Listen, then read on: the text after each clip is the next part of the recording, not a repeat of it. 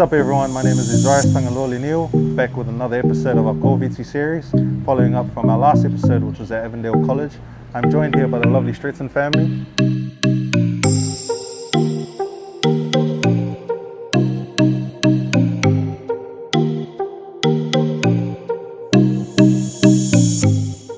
In our culture, family is everything. So how did COVID-19 impact your family? My lawyers, Rice, thank you for the question. Yeah, COVID really has impacted our family a lot more than I think we wanted to admit, but it impacted us financially. The hardest part was when the whole household got COVID. I know my wife took it real tough when she got COVID because she wasn't worried about herself, but we were all just worried about our little son, how it would affect him. Luckily, we did take all the necessary steps. We all got vaccinated and he was okay.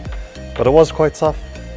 Financially, it was tough just having to figure out how to isolate with a lot of people in a small house.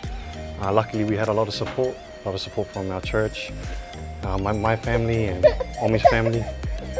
But yeah, it was quite tough, but just through the support of everyone in our community, we were able to get through. And yeah.